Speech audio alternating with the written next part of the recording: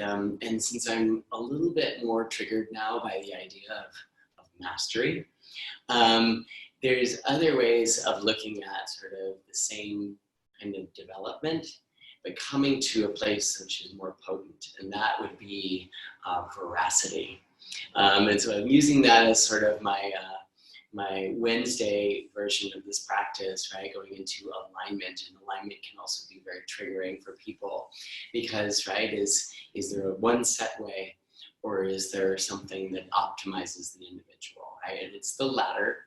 And so in veracity, it's about sort of finding the almost aggressive truth, but the truth to the being that is involved, right? And that is you. So your truth will come out differently from my truth, and we find that on the mat. So I find that invitation gives us a lot more sort of space to receive as well as consent, right? So as you take a little moment here to just kind of think about sort of divine truthfulness in your person, right?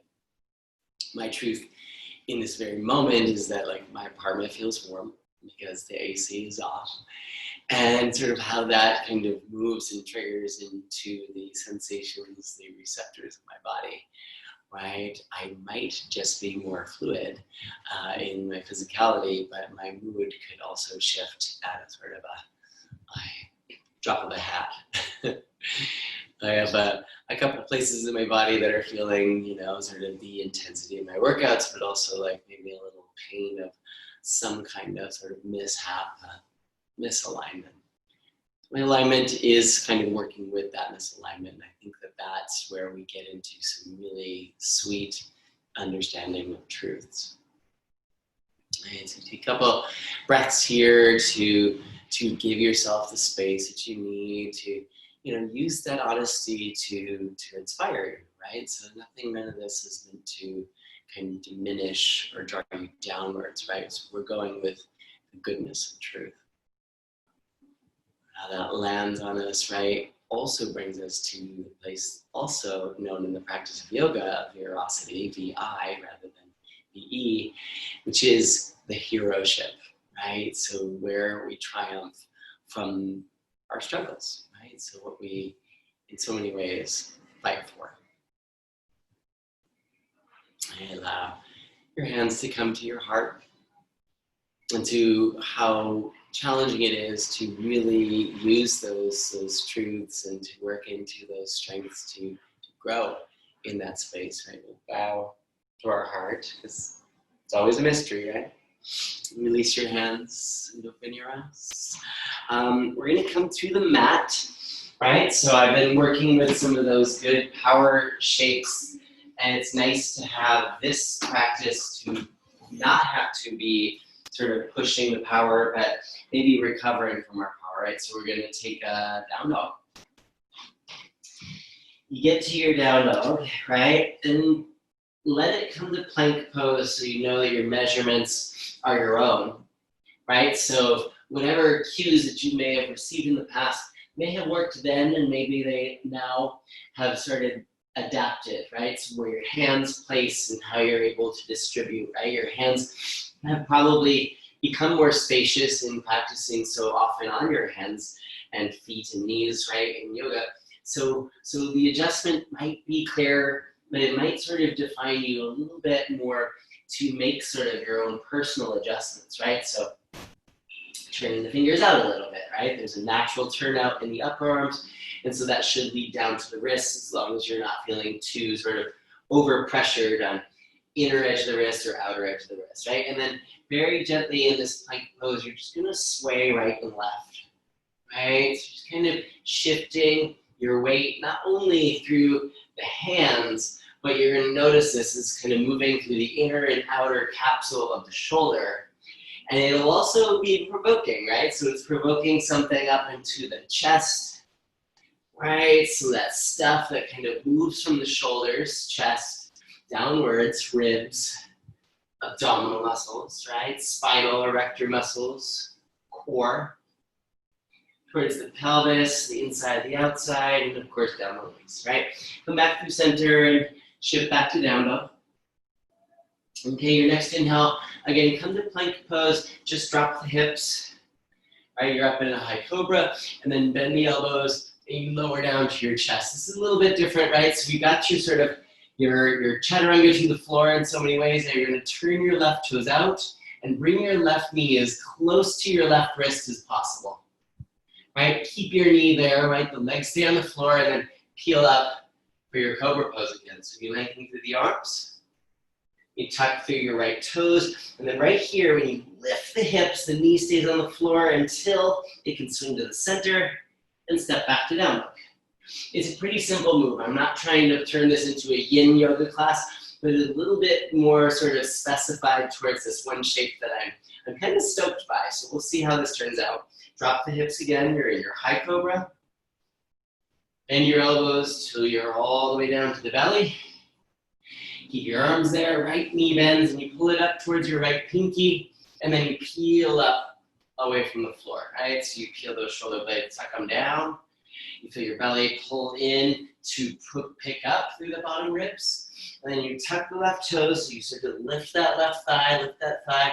Right leg comes through center, step back to down. Okay? All right, left foot steps to the outside of the left hand. You're in a low lunge with a wide step. Right knee lowers down to the floor. Right? So you almost think of this as still that sort of version of that cobra pose you were just doing, right? But the leg is just in a different position, which sort of blocks us a little bit, which also gives us sort of a pause in our mobility. Your elbows are going to bend so that you lower your chest towards the floor. Okay? Press back up to lift the chest, tuck the back toes, and as you lift that right thigh, step the left foot back. Okay, right foot steps, outside right hand. Left knee lowers down, chest lifts. With the top of that left foot, think cobra pose rather than sort of like a lunge pose. Right, the right leg just happens to be in sort of a funny position. Okay, elbows bend, so you lower down towards your chest, you get low, low, low. And then you peel up again, you get high, tuck the left toes, lift the left knee, right foot steps back. Awesome. Right here, when you come up towards plank pose, lift the left knee. Now you're gonna bring the left knee in and then cross it over towards the right wrist and lower the left hip. Okay, so you're again making this a little bit more cobra-like, trying to keep that left side of the chest nice and wide and lower this down. Okay, when you come back up in the chest, and lengthen the arms, straighten the left leg so it's kind of 90 degrees in your legs, left foot over to the right leg still to the back of the mat. You're lifting the hips to step back down dog. Right leg comes forward to three-legged plank, tuck the knee, right leg goes underneath to the left wrist, and there's a little space to curl open. Outer right thigh, front of right chest, back through right arm. Lower this down, chest goes down, right leg straightens, left, and then peel it up again. Right, so you notice there is a difference between bending the knee and having the leg straight in this little shape. Left toes tuck, step this back, down. Okay, very gently, left foot steps, outside left hand, right foot steps, outside right hand, and then left arm goes up, and you're taking a nice little straddle twist. Right, your right arm, wherever it meets your right inner knee or shin, lean over to the right, but widen and press the left knee out left. Okay, left fingertips down, right arm up. Okay, and that right hip drop down, the squeeze between the shoulder blades. Couple breaths here so it warms it up. You can feel you can press with those left fingertips. You can also press to the feet. Keeping this out of the pelvis, but into the hips, right hand down, and then straighten through the legs, drop the head. Awesome. Right here, you're gonna bend the knees, you get into that little squat again, hands touch the floor, right foot steps back. So you step back into your low lunge, and then left leg goes back to open up to a three-legged dog with that open hip. Right, so that's kind of a place. Most of this today we're sort of working through the hips. This is kind of a cool shape. As you come forward, now bring your left knee up your left upper arm so it touches your shoulder. And then your arms lower you down so you land to that shape that we were in before. Straighten the left leg now out to the left. And then peel the heart up. Right, so you have this kind of weird open leg, kind of V shape in a cobra up dog. Now walk your hands, so left hand and right hand over to the right. You're just gonna give yourself a little turn over that right shoulder and look back towards your right foot. Then you're gonna come back through center, right hand and left hand, and walk a little bit to the left. Super cute. Okay, bring your hands back to the mat. Bend the elbows, lower down, tuck your right toes, and now when you straighten your arms, lift everything into a left knee tuck, and then take it underneath and over to the right. Left leg, left hip lowers down. All right, so there's that little cobra action with a crossover leg. Now you're gonna walk your hands over to your left. It's a deep twist. This is like a fallen version of a twisted triangle pose. This is pretty massive. If you like that kind of thing, if you like massive.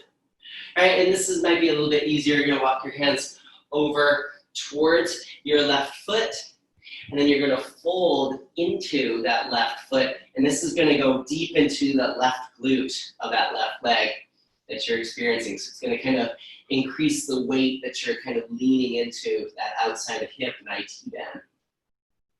Okay, walk your hands back to the mat, center the chest, press this back to three-legged dog again, open. Now you're gonna place left foot outside left hand, and then right knee to the floor. Okay, go top of the right foot. This one will have a little bit more opening. Left arm goes up to the sky. And then as you reach, top of that right foot's pressing the floor, reach forward and place left elbow and right elbow sort of out near the edge of the mat. So you're kind of in that low locus, hip open. And so if you're kind of a person that kind of goes through a lot of physicality in your body, or maybe not enough, or you've been sitting a lot, right? We are going into all angles, directions, and depth of the pelvis via the leg, right? So as the leg relates into the hips, just kind of finding the truth of our mobility, and hopefully it's a good one. Okay, walk your hands back up. Right, first get your hands. This makes this a little bit more of a strength challenge if that's your thing. Tuck your back toes. You're gonna lift your right knee, but bend the elbows. You're gonna go into a chaturanga with this locust left leg. That way when you press the floor away, you step that left foot back, and you're in down dog. No big whoop. Inhale, plank pose. We'll do a little vinyasa just to kind of set ourselves up. Exhale, chaturanga. Right, sweep it forward. Up dog. And exhale back. Down dog. Right leg lifts. You're taking right knee towards your right shoulder. And then you're lowering the whole thing down again so your right hand lands to the right knee to the outside of the right hand. First, straighten the right leg out to the right, and then lift the chest. Right, so I think this is one of the most awkward, but kind of the cutest one, because you really get to kind of figure out what part of this is working for me. This is a very awkward front right leg out to the right. You're gonna walk your hands over to the left, right? So you're kind of peeling away from this. It's kind of a 2/3 of a split. Okay, you look back through that left foot. Walk your hands, left hand, right hand over towards the right leg, right? And this will probably give you a little bit more stretch through the front IT band, as well as that sort of TFL, front hip flexor, psoas of the left back leg. Okie dokie, walk your hands back to the mat. Right, bend the elbows, tuck that left knee, and then when you straighten the arms and come up, right knee tucks under, over to your left. Same idea, right hip goes down. Right, so it's like a cobra with a split scissor leg, right? Hands walk to the right. Right, there's a nice open space. Think of this stretch coming from your right inner heel, up the right inner thigh, and then across that right hip, right, and tuck under that right shoulder blade. You could even travel as far upwards to that sort of right ear, right up past the space behind it. Okay, walk over. This one's that little awkward outer hip capsule stretch Walk over towards that right foot, right? And you can fold into it, right? Careful where you are with stability with your arms, but you can get your right hand closer to that right foot. I know it's a little bit wobbly. For me, this is deeply felt hamstrings, especially the lateral side of them, deep towards the muscle, toward the bone. All good. Walk your hands back to the center, right? Tuck your left toes, and then you pull the knee in and go back to your three-legged dog. So an open hip. Right, so making sure that's all set up and cute and clear. Right foot lands outside, right hand. Left knee goes to the floor. Right arm goes up to the sky, and feel yourself kind of lean back into that right foot. And then when you come from that left foot pressing the floor, right arm reach way forward out in front of you until your elbow can come to the floor, and then left elbow too. So I mentioned, right, to just kind of be on your mat, right? So it's more comfortable in the elbows if you're in a hard surface. If you have to back up, then do so, right? This is a nice little moment of breath and strength in that right hip, in that right leg. Okay, walk your hands back up. And then right here, tuck your left toes. You're gonna bend the elbows, so you get the chaturanga arms first in the locust. And then you push the legs away, push the floor away to step back to down dog. Okay, inhale the plank pose. Exhale the chaturanga. Inhale to up dog. And exhale back to down dog. Awesome. Left foot steps, outside left hand. Right foot steps, outside right hand. And then both knees bend. Again, left arm goes up to the sky, so you get this twist. Right, and I'm gonna face the front a little bit. Left arm's gonna drop across the low back, so you go to a little half bind here. When your left hand comes to the top of the right thigh, push down on that left hand, or on that right thigh with the left hand. Right, so like I just did, I could even bring my right hand up to my left hand if it's too low or if it's hard to access, right? Okay. Release that, left hand to the left foot, right arm to the sky first, right hip dropped, and right arm across the low back to find that bind. And so part of this the obvious part are the hips and the legs and the work, the steam of the thighs here too, but it's really also about tucking and placing that right arm where it really belongs, not where you're surviving, but where you're thriving, right? So elbow push away and back behind you. Tuck that right shoulder blade into your ribs, so you'll feel it kind of turn your chest a little bit more. Still a pretty open spine. Release that arm. OMG. Both legs straighten. And so you are in a forward bound. You're leaning into the toes. All things are good right here, right? Keeping your neck nice and clear. So if you need to turn right and left of your face. Couple of nods, yes. Right, more like a swing than a yes. No, or some circles, some figure eights, whatever kind of soothes those neck muscles from the way they've been holding all that wisdom of your head. Okay, inhale to a flat back. You're on your mat. Exhale, knees bend, hands to touch.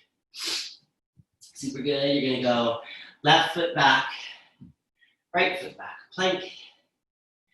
And we're gonna go side plank, heels go to the right. Right hip dips down towards the floor. So we gotta make sure we get sort of respect where the pelvis moves upward towards the ribs, and that's sort of what we're doing right here. You kind of land a little bit, and keep that right shoulder tucked back, and then you use almost kind of like a burst of energy and inhale to pick it back up. And a soft, long exhale. The exhales are usually a little bit longer and sweeter to lower that left hip. Same idea, left shoulder tucked back. So it's kind of honestly reflecting if you're doing sort of the same kind of ingredients and alignment cues for both sides, right? Sometimes we're a little special to one side, favoring, not biased, right? Big inhale up to plank, and exhale back to down dog. So the big grand finale of this shape that I'm kind of psyched about, right? Left leg lifts, go to open hip, right? Go to open hip so much when you look to the right, you sort of feel that left foot's kind of approaching your face, your ear, your right shoulder.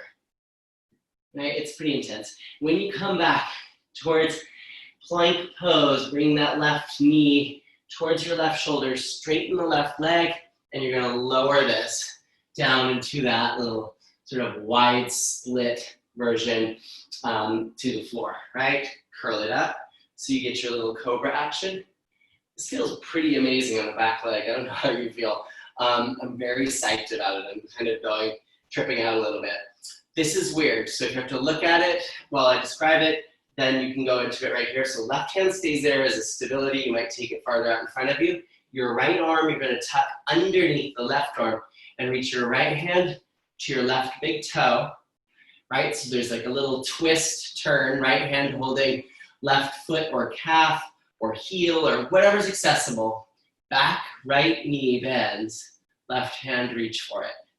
Hold the foot if you can, right? And give yourself a thigh stretch. And as you're thigh stretching that right heel towards your right hip, turn your left shoulder to the sort of over. So you're turning or rotating your chest up to the sky. This is a cute shape, right? If you're comfortable, you could tuck your chin and place your head on the floor, or you could keep your head lifted and just kind of looking up to the sky. You might even lift the chin and further just kind of let the back of your head touch the floor if you're really good on this twist, really sort of mobile. Okay, let go of the right foot. Let the left hand come back to the front of the mat. So when you press into it, you can unravel to bring your right hand up to the floor. Second side of this, not the right leg, it's still the left leg. You're gonna lift up, right? Get the hips up. Then tuck the knee in, take your left leg over to the right. Okay, lower the hip. This is similar, right? You're gonna turn first, your heart to the left. It's kind of, make sure you're open still on that left outer side of the waistline. Now you're gonna, right hand stays on the floor, left arm tuck under, go to the right big toe, okay, with your left hand. Lower your left shoulder, bend your right knee and reach back for the right foot. Right, your right knee, if it likes, can go to the floor, your right heel towards the right hip, and then your right shoulder over to the right so your chest turns up to the sky.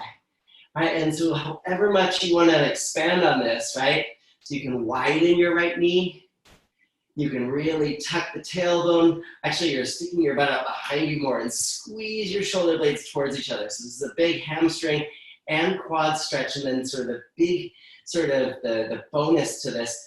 Imagine right there in your center of gravity that you're pushing it towards the back of your mat. Does that make sense? It's sort of like you're tucking your tailbone, but not as much as that really flattens your butt, but more from your pelvic floor, pushing it towards the back of your mat, the end of your mat. Okay, that was a lot of talk, right? Release that right foot. Still holding your left big toe. You're gonna take your right hand over to the right side of the mat, push into the mat so that you can come up and place the left arm. So we're super mobile via the legs into the hips and up and towards the spine. This is gonna go back, three-legged dog, hip open. So that should be a pretty awesome little moment here. Left foot steps outside left hand, right knee goes down to the floor, and left arm goes up to the sky. Whoa! Awesome. And then right here, this is the cute part. You're gonna take your left arm and dive underneath your left leg. Okay, so you have a little tuck there, right knee bends, so the foot's up to the sky. Okay, and make sure your chest is low. Reach back, your right foot might fall a little bit to your left, so you can grab the foot and lean your chest forward. Right, so you get this cute little thigh stretch in this low place, this locust pose, right? If that's too far, you can just hold your left butt. That's fine too, right? Careful of your knee on the hard surface. All those precautions. Let go of the foot. Tuck the back toes. Both hands to the floor. Oh, all right. This is going to go to a three-legged chaturanga, so we're just going to use this sort of mobility into our strength, right? Left leg up, elbows bend, right? Heart goes forward. Yay, up dog to down dog. Okay, are we psyched about that? I'm psyched. I'm gonna turn my body around just so like if you have to make another reference cue to see this, right? So now it's right leg lifts, hip open, right? Knee bend and look to the left to see the foot, right? Respecting, right? The work you've done. And then as we come towards plank pose, that right leg goes straight, way out to the right and forward, and that's when you lower the hips, right? So that's kind of what it looks like. If you're into sort of those little back adjustments, this can be a pretty awesome one, right? I kind of noticed there's a difference between flexing that right foot and pointing it. And so depending on you, right, and your adductors, your inner thighs, that might make a difference. So, right, beware of that. Okay, right hand's gonna go a little farther out in front of you to stabilize. Left arm is going underneath that right arm to reach for that right big toe.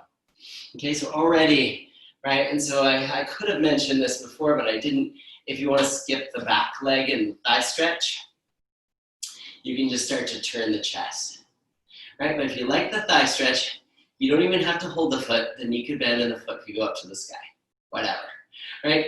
Or if you like the thigh stretch, hold the right foot, the left foot, right? And pulling it in just lightly enough so that you can keep your spine straight even though it's twisting, and turn over that right shoulder towards the floor, right? Chin might lift so the head can go to the floor. This is a really cute photo, right? So if you want to take photos of yourself later and show off to people that care, which is basically no one, feel free. People care. It just doesn't really matter to them. Release the left leg, not as much as it does to you, right? Right hand comes to the front of your mat. Oi, oi, oi. Yay. Press into the hand to come up. Hello, world. That's fun. Okay, so this is going to be a divine switch. I'm actually going to turn my body around. You don't have to turn your body around, right? But I'm just going to do it so that you can see when you come up, you tuck that right knee, and you send it underneath to the left. Okay? Pretty cute. Very gently, you're going to sweep the right arm underneath.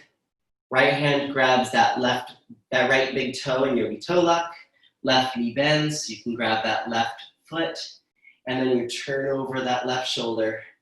And here is that hamstring stretch with the quad stretch. Left heel is toward left hip. Shoulders on your back. And you can really kind of feel, again, that center of gravity place, right where you would imagine if you squeezing your butt and kind of engaging your pelvic muscles, right from the very, very kind of the eye of the storm, right? The center of the concentration. If you were to press that energy out towards the back of the mat, that might also just kind of give you this kind of ease in making this shape more sort of beautiful, integral. It's pretty cute. Okay, release that left foot. Left arm comes around to the left front corner of the mat, push into the floor to untuck and get your right hand to the mat. Right, this is going to tuck under and back and open. So there's your three-legged dog again. So cute. Right foot now steps to the outside of your right hand. Left knee goes to the floor. Right, if you wanted to already start with the left knee bent, so the foot is up, so that when you go up into that little twist to first kind of make sure you're open, right? And then as you fold on your exhale, right arm goes underneath the right leg to reach back for that left foot. Okay, and I didn't mention it before because I'm not very comfortable being on my right knee in this position in the back leg. So that's kind of me and not you, right? If you want it, you might already know this, your left hand could go to that left foot also. Okay, so you could be doing that, holding the foot with both hands in that back foot. Okay, you let go of that foot. OMG, you place those hands, super fine. And then you lift that left knee. No big deal. Right foot goes back, down dog. Awesome. Left foot steps, outside left hand. Right foot steps, outside right hand. Hips drop. All of this leading to one more time in this straddle, right hand inside right foot, left arm up. Right, left arm across the low back, half bind.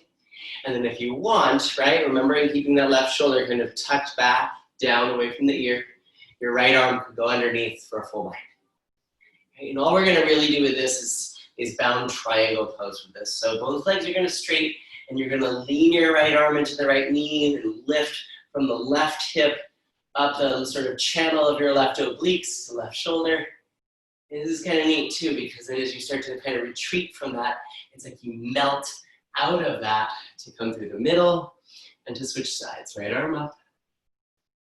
Okay, find half or full, your choice, right? Keep your neck clear. And then you press into the toes, right? It's kind of a light turn on the toes and a little shift of the heels so that you can turn this into, it's a sort of it's a shorter stance version of a bound triangle pose. To the left. Easy with the neck and of course nurturing with the breath. Right, nice little bend of the knees. So come back through the middle. Woo. Come up to stand, straighten the legs. And fold, right? Reach down to the toes or the heels, right? And sort of hold on to what's available. And then just kind of give your breath into the hamstrings. Give those hamstrings that respect through the breath. And just enjoying that there's a great nurturing quality to your practice that's not always just kind of pushing into strength stuff, but of course strength is sometimes a lot more sort of conducive and welcoming into our flexibility. It just kind of more shows up like mobility, right? Inhale to a flat back. Your exhale, your choice. Press into the hands, into the floor. Hop back, plank to chaturanga. Up dog. And into all fours. Ooh, very good. Right here you can cross your ankles, right? Lean back behind the feet and take the legs out in front. Right, this is a finisher. We went a little bit over, but I talked a lot in the beginning of class, so I feel like this brings us right to our half an hour experience of movement. Arms up to the sky, and then fold over the legs. So, Paschimottanasana. Nice linear action coming into your streamline. You inhale, you come up. We're actually going to take this to a little bit of a back bend, so you scoot your hips forward. Then you roll down, core abdominal muscles, feet are on the floor, knees bend, and you get your little hip lift bridge. Right, so big toes to pinky toes, toes to heels, right, from knees to heels. And then also hips to heels, right? So there's like kind of triangulation, hips, knees, heels. And we're all kind of playing on each other to find that kind of divine balance, which also feels really nice through the engagement of the core, right? Upwards towards the chest and shoulders on the mat. You could stay here in bridge. You could take your arms underneath and interlace. If you want to place your hands over your shoulders, we'll go for a full wheel, right? That, if you know, right, the hips offer a really great amount of information towards making this shape, right? So it's not all just back bends and shoulders in order to get you in this space. Clear some space, sciatic nerve, and thighs and quads, right? Getting the legs a little straighter on this shape. And then chin to chest, to lower down, to the shoulders. Little wag of the knees, right and left. Yeah, that's good. Okay, and hug your knees in towards your chest. Hold the knees just lightly. Shins with your hands. You can press that up to a high boat. And then you cross that right into a tall seated position with crossed legs. So that might all flow into each other. And just take a little moment here. Clear the seat. Close the eyes. If you notice, right, so something that comes out of every Mikey yoga class, right, is a lot of words, right? Lots of listening, talk time, right, direction, maybe choreography, connecting, right, instruction to experience, and then let the information really come to yourself. Here's a little quiet moment, just having this space to maybe just let it process for a sec, right? Let it settle in, enjoying where the heat lands and how it circulates even still here, right? Your hands come together at your heart, all this honoring veracity, right? That divine truth, the complete truth to all of your being, right? Bow gently to yourself, to your heart, to all hearts. Namaste.